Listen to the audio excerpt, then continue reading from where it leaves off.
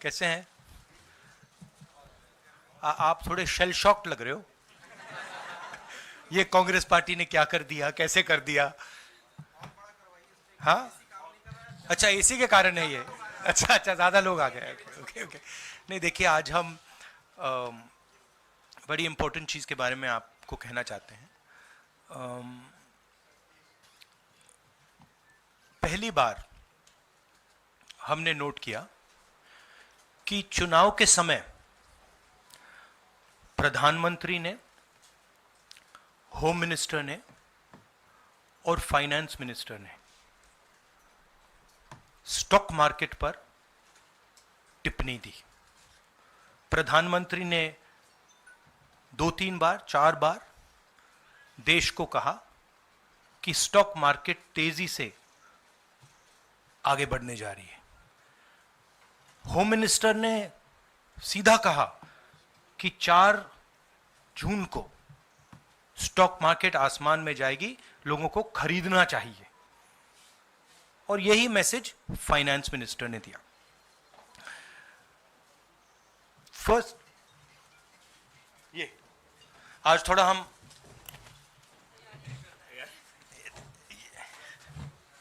तो ये क्रोनोलॉजी है। अमित शाह कहते हैं बाय शेयर्स बिफोर 4 जून। 19 में नरेंद्र मोदी जी कहते हैं stock market will break records on June 4। फिर 28 मई को रिपीट करते हैं। 1 जून मीडिया झूठे एग्जिट पोल रिलीज करती है। बीजेपी का ऑफिशियल जो इंटरनल सर्वे था वो उनको 220 सीट दे रहा था। तो ये इंफॉर्मेशन बीजेपी के लीडर्स के पास था। इंटेलिजेंस एजेंसीज ने 200 और 220 के बीच में सरकार को बताया था कि उनकी सीट्स आ रही हैं। 3 जून को स्टॉक मार्केट सारे रिकॉर्ड तोड़ देता है और 4 जून को खटाक से स्टॉक मार्केट अंडरग्राउंड चला जाता है। अगला स्लाइड दिखाइए जरा। ये देखिए, 31 मई massive stock activity, more than double what was there on 30th, more than double what was there on 29, 28. ये अनोमली देखिए। ये कौन लोग हैं? ये वो लोग हैं जो जानते हैं कि कोई ना कोई घपला हो रहा है। हजारों करोड़ रुपए यहां पे इन्वेस्ट हुए हैं, फॉरेन इन्वेस्टर्स ने इन्वेस्ट किए हैं। और उसके बाद 30 लाख करोड़ रुपए का लॉस होता है। किसका लॉस होता है? रिटेल इन्वेस्टर्स का लॉस होता है। तो ये जो आप देख रहे हैं हिंदुस्तान की स्टॉक मार्केट की हिस्ट्री का सबसे बड़ा स्कैम है। और इसके बारे में हम कुछ सवाल पूछना चाहते हैं। पहला सवाल, why did PM and HM give specific investment advice to the 5 crore families investing in the stock market? Is it their job to give investment advice? Second, why both interviews were given to the same media house owned by the same business group which is also under SEBI investigation for manipulating stock market? Third, what is the connection between the BJP, the fake exit pollsters and the dubious foreign investors who invested 1 day before the exit polls were announced and made a huge profit at the cost of 5 crore families? We demand a JPC into this. We are absolutely convinced that this is a scam. Somebody has made thousands of crores of rupees at the cost of Indian retail investors, and the Prime Minister and the Home Minister have given an indication to buy. And this is a criminal act. So we demand today a joint parliamentary committee to investigate this. मैं हिंदी में बोल देता हूं, प्रधानमंत्री ने देश की जनता को इन्वेस्टमेंट एडवाइस क्यों दी और 5 करोड़ परिवारों को जो इन्वेस्ट करते हैं उनको प्रधानमंत्री ने, होम मिनिस्टर ने स्टॉक खरीदने का आदेश क्यों दिया।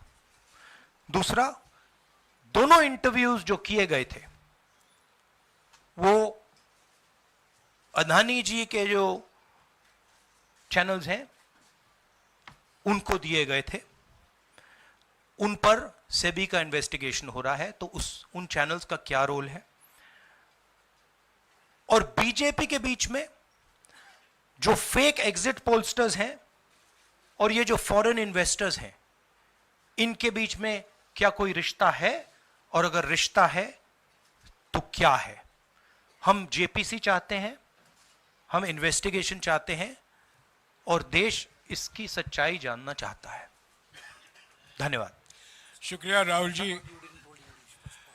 साथियों, अभी अभी राहुल जी ने आपको स्पष्ट तरीके से क्रोनोलॉजी समझ लिया है। बार बार गृह मंत्री कहते थे अब क्रोनोलॉजी समझिए। आज राहुल जी ने देश को क्रोनोलॉजी समझाया है। इसके ऊपर अगर आपके सवाल हैं तो एक एक करके आप पूछेगा, एक एक करके पूछेगा। I haven't said the chronology in English, so I'll say the chronology in English. 13th May 2024, the Home Minister says, buy shares before 4th of June. This is a clear indication to retail investors and others to buy stock. 19th May, for the first time, and then repeatedly until the 28th May, the Prime Minister says that the stock market is going to break records on 4th June. Finally, on 1st June, completely fictitious exit polls are released. These investors are given a completely wrong impression. And on the 3rd of June, as we all know, the stock market breaks all records and then crashes on the 4th of June. Whoever has made money as the stock market rose and also as the stock market crashed.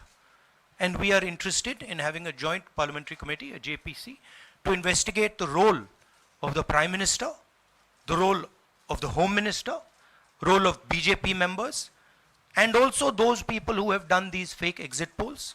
And finally, we want to understand who are the people, these foreign investors, who did these trades. So we want an investigation for that. शुक्रिया राहुल जी। हाँ संजय।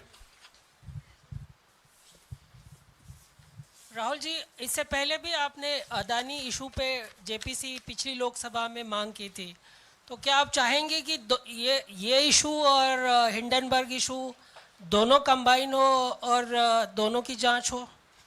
ये जो issue है, this is a broader issue than just the Adani issue.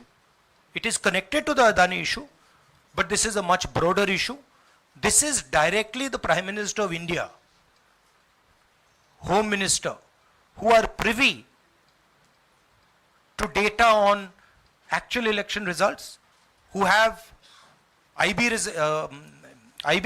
reports, who have their own data, who are advising retail investors to buy stock on the 4th. This has never happened before. And by the way, the Prime Minister has never commented on stock market before this.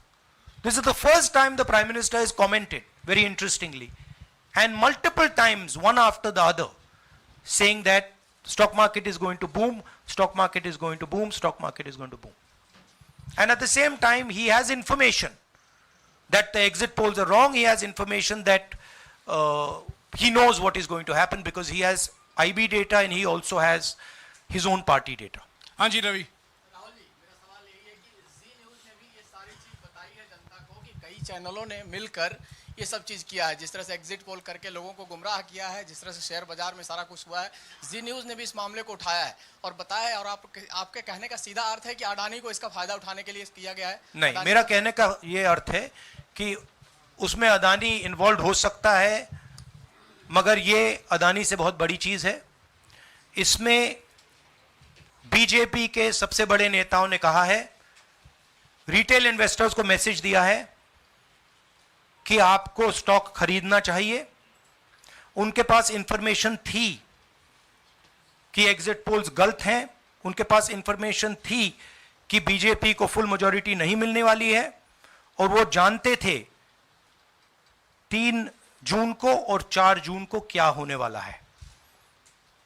कितने का? 30 लाख, कितना 30 लाख करोड़ का नुकसान हुआ है। कितने का?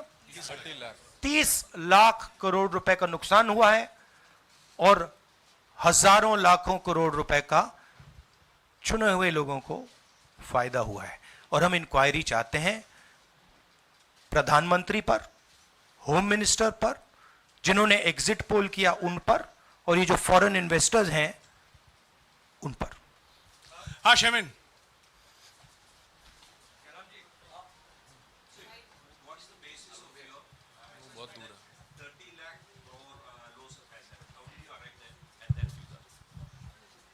Do you want to explain it?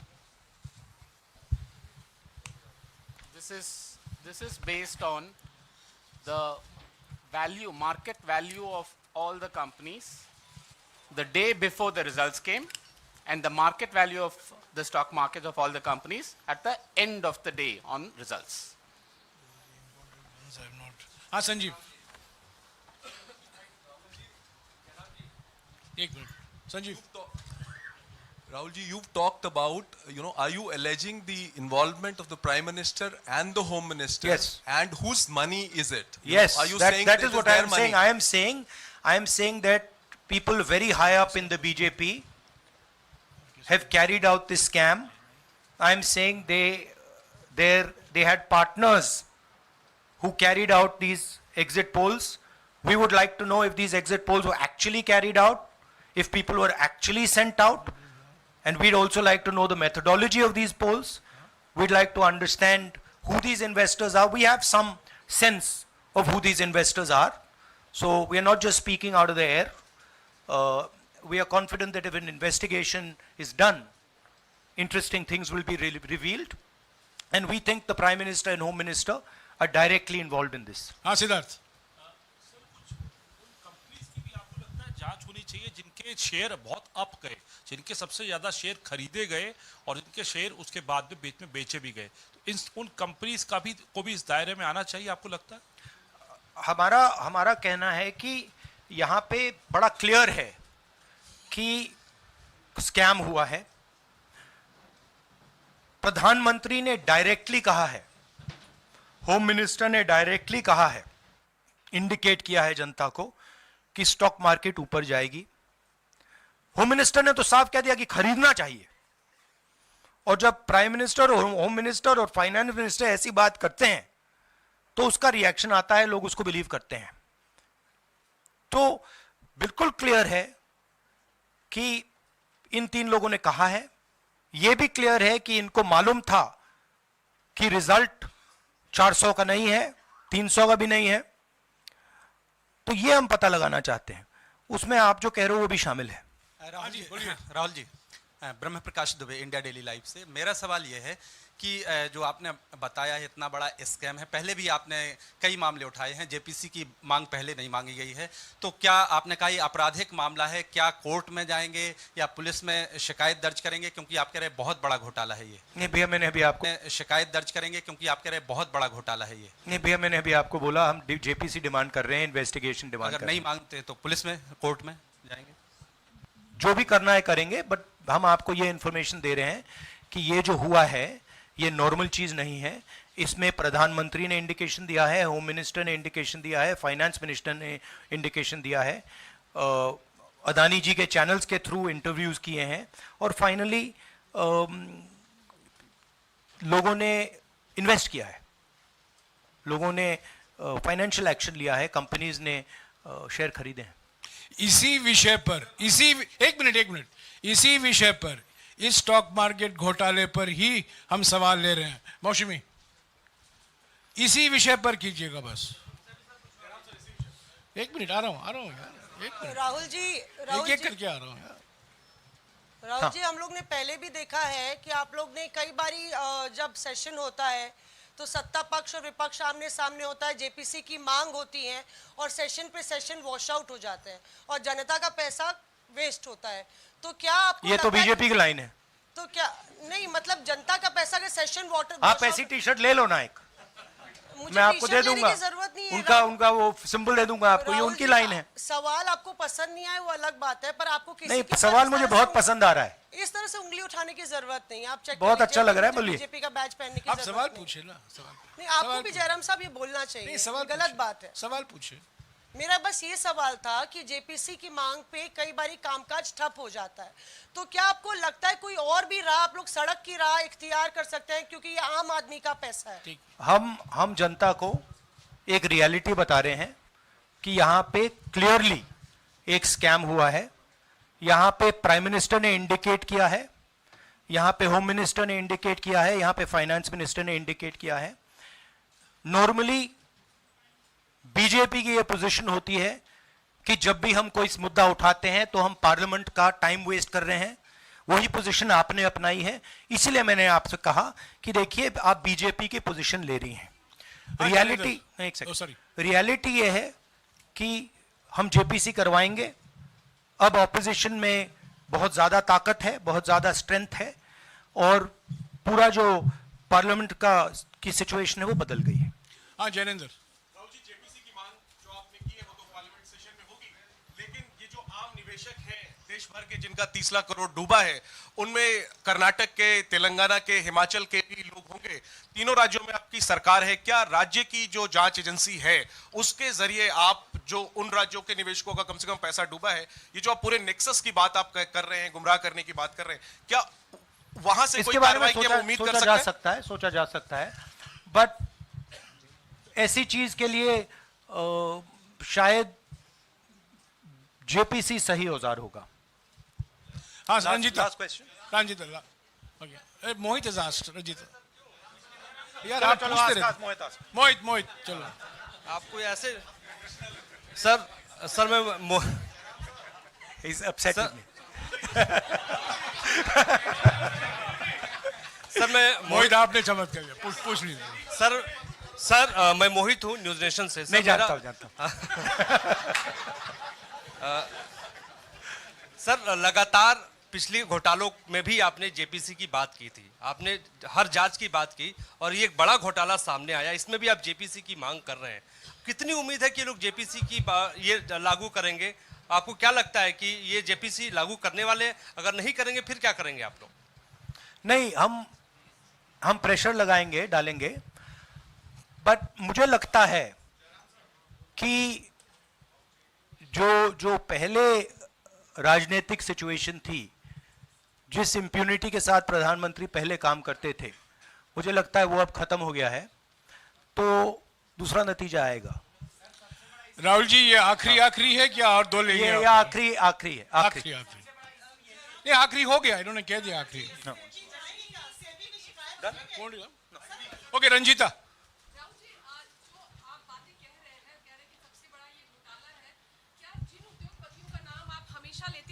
चुनावी जो रैलियां रही हैं उसमें भी और उसके बाद भी, क्या आप कहना चाहते हैं कि सरकार ने मदद की है उन उद्योगपतियों को और अमीर बनाने में? नहीं, मैं कह रहा हूं, मैं सिर्फ सरकार की बात नहीं कर रहा हूं, मैं दो इंडिविजुअल्स की बात कर रहा हूं। प्रधानमंत्री ने और हिंदुस्तान के सब रिटेल इन्वेस्टर्स जिनको नुकसान हुआ है, मैं आपसे बोल रहा हूं, आपको यह बात समझ आ जाएगी।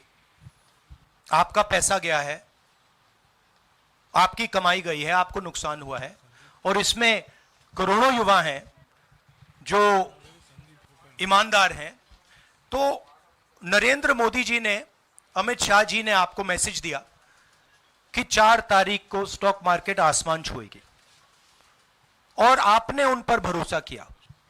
मगर सच्चाई यह थी कि नरेंद्र मोदी को मालूम था कि 4 जून को स्टॉक मार्केट आसमान नहीं छुएगी।